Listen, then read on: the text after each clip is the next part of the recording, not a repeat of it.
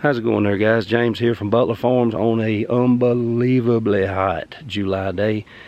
I've been outside getting some work done, but it's about time for me to go inside, at least till late this afternoon when the weather breaks a little bit. I don't know that it's going to here in central Alabama. We've been running real temperatures right at 100 degrees, and that's been going on for a week or so now. And the heat index has been well above 100, approaching 110. Gotten very little rain. We have had a couple of showers, supposed to get some more hopefully this afternoon, but it's been dry, it's been hot, and everything's kind of winding down as far as the growing season goes, and that's fine. You know, it is that time. We've gotten, even with all the issues that I've had in the garden this year, with all the wet weather we had during the spring that got me so behind on weed control down there where I couldn't get equipment and stuff in there, it got away from me a little bit. So we didn't get as heavy of a crop as we normally do, but that's fine. Some years that happens. The last couple of years we've got an abundance, so we still have some stuff in the freezer and canned from previous years, and we were able to add to it a little bit this year.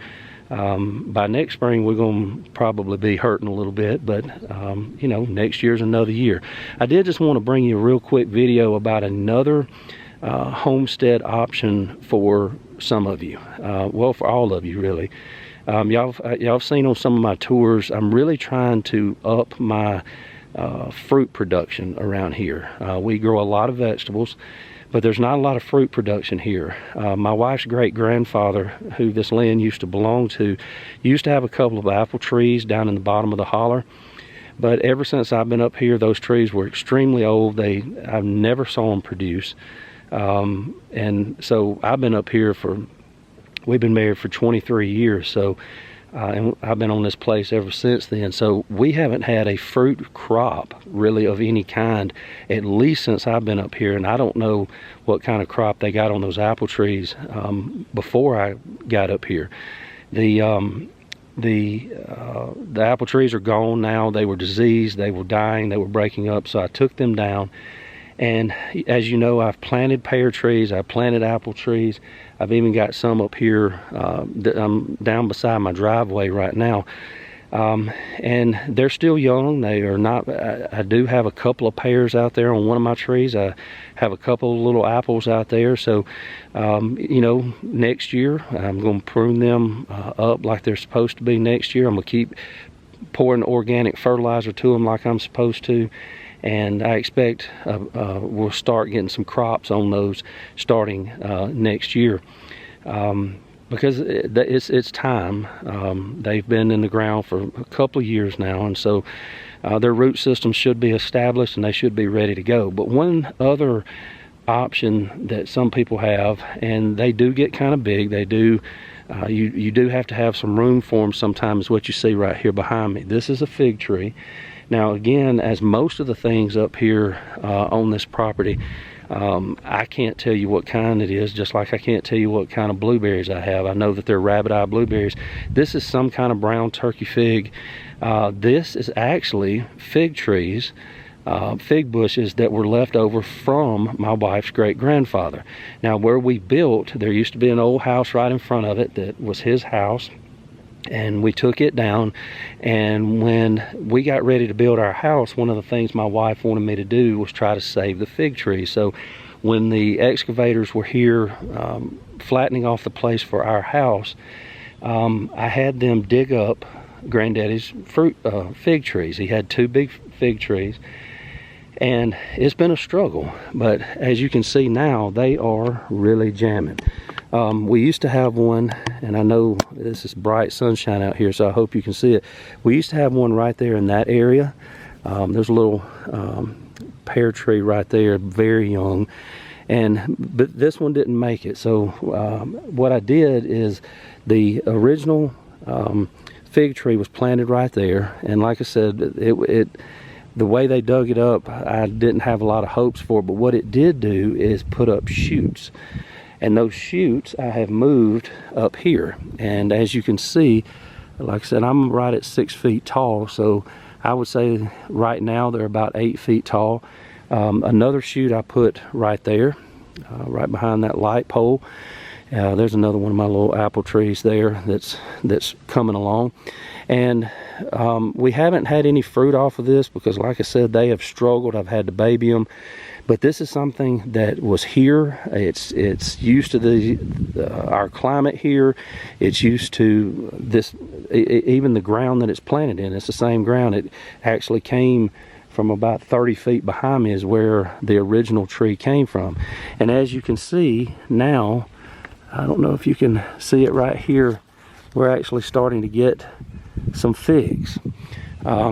You can see little baby figs up in here. There's some up here in the top right there, as you can see. So they're coming. We're actually going to have a fig crop this year. Not a heavy one. You can see there's another little green one right there. We're not going to have a heavy one. That before they were moved, these things were probably 12 or 15 feet tall. They do get large, and they had gotten to the point really where we couldn't do a lot with them because the birds would get to the figs in the top of them, and we didn't have anything that we could really wrap around them. But these I try to keep down a little bit. You can see there's some more in there. So yeah, we're going to have some figs this year, and that's just another option. Now down here in the deep south, I'm gonna get over here in the shade where maybe we can get some better lighting and where it's not quite so hot, to be honest with you. But here in the deep south, any kind of brown turkey fig is going to work. You know, figs can be grown pretty much anywhere. I know a lot of people that I talk to online grow figs up north, you know, where they see months of sub-freezing temperatures. They have snow and those kind of things. They do have some different types of figs that grow better up north.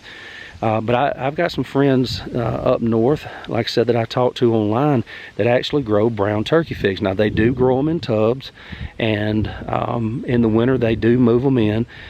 These figs obviously that we have here would not work very well as far as the northern climates go, especially being planted in the ground. But here, even if it gets real cold, it may nip them a little bit, but it's not going to kill them.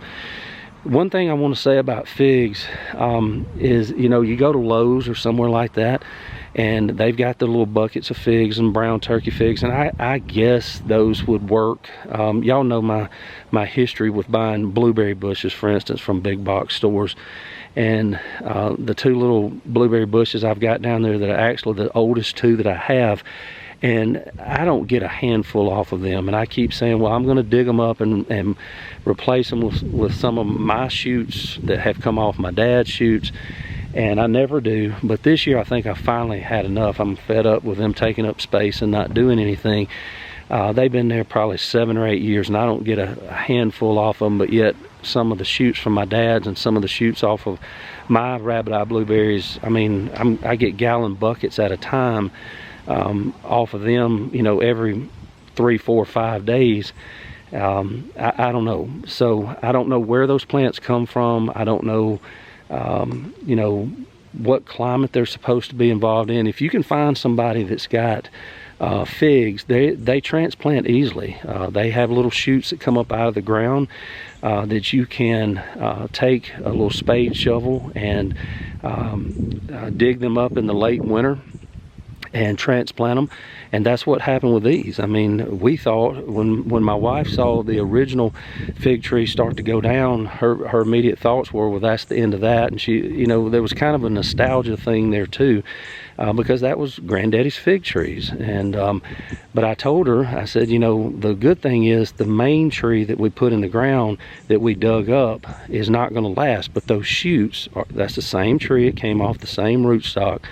You know, you can see what I just showed you, how they're jamming, and that's just going to continue over the next several years. They're just going to get bigger and bigger and produce more and more fruit. So, you know, why grow figs? Well, very quickly, there's several different reasons for it. First of all, just to diversify. You don't want to put everything into apples, into pears, into blueberries, you know, those kind of things. You want some diversity, you know, but figs are one of those kind of things that a lot of people don't think about. A lot of people don't really care for them, which is kind of strange to me. But they have incredible health benefits. I mean, let's see, just off the top of my head, they're extremely high in fiber. They have insoluble and soluble fiber that I'm just trying to keep it PG here, that keeps you regular. They got prebiotics in them that kind of nourish those beneficial bacteria in your gut to keep your gut healthy and everything working like it should. They also have a lot of potassium in it, which, as you know, especially natural potassium that comes from foods, are good for your heart. So they help with blood pressure. They help with decrease heart disease. They've been shown to, and this is something for me, you know, I have to take a pill for triglycerides and for cholesterol, but figs naturally lower triglyceride levels. They're an anti-inflammatory, so those of you that are into skin care and stuff like that, they help repair skin from sun damage and all that kind of stuff. They have let's see, calcium and magnesium in them, so that goes for bone health, especially for you ladies out there that worry about having to take something, you know, in the future for osteo, you know, for bone health. That's natural bone health right there. And they also help with blood sugar. So for those of you that deal with high and low blood sugar, it kind of regulates that. So, you know, why not? I mean, they're an incredibly healthy food, and they can be used in a whole bunch of different ways. Now, here we eat them fresh. Like I said, we haven't gotten many the last couple of years because these bushes are just now really starting to take off and go. But when Granddaddy had those bushes, we would stand out in the yard and eat them fresh, and the whole thing can be eaten.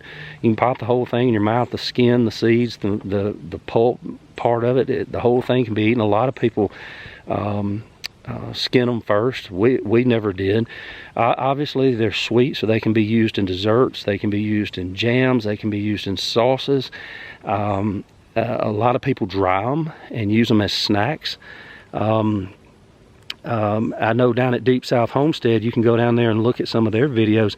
They can them. They can whole quart jars of them and take them out as they need them, and they just eat them canned. They put a little syrup mixture that they make up there in on top of them, a real light syrup, and they eat them with their breakfast. They can easily be canned whole.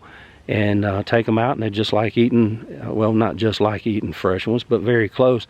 And one thing that we do here in the South that I don't know if people do it in other places or not, but a lot of times if you don't have access to fresh strawberries, you know, you can make a fake or a mock strawberry preserve out of them. They kind of have that same texture, and I don't know the recipe right offhand. I know there's some strawberry jello involved and that kind of thing. You can look that up online. But you know, strawberries can be very expensive, and unless they're organic strawberries, you probably don't want to be eating them. Strawberries are one of those on the what is it, the 10 worst fruits to eat because of pesticides and things like that are in them. You know, they run these specials at the grocery store of these hot house strawberries, but the problem is they've been sprayed with everything under the sun, and they're pretty dangerous, to be honest with you. You could buy organic strawberries, but they're extremely expensive. With a fig tree, you can get a big harvest, I mean buckets and buckets of them, and make strawberry preserves out of figs. Like I said, once you make it and you put it on a piece of toast, you can't tell that you're not eating strawberry preserves. So we've done that for years, and I've had that for years. I don't know if that's just a southern thing or not, but it's just another option.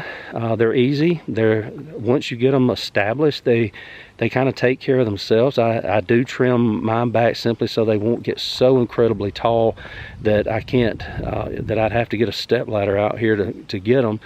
But I'll probably let those go to about probably about 10 feet before I top them out in the next couple of years, just simply to keep them down. Plus, I don't want them shading out my apple trees and my pear trees that I have planted behind them. But Anyway, I'll just leave it there. Just something to think about, another option on the homestead, trying to diversify, guys. If the blueberries fail, if the apples fail, trying to have some kind of fresh fruit on the homestead all the time. If all of them come in, great, that's wonderful. But if they don't, you've got an option now. So I'm gonna leave it right there, guys. It's good to see you again. It's been a while since I put out some videos. More coming. Don't forget to like, subscribe, and share. Hit that thumbs up button, guys. That helps more than you know. Tell a friend about it. Let's keep this channel growing. We love you. God bless you. This is James from Butler Farms, and we'll be seeing you.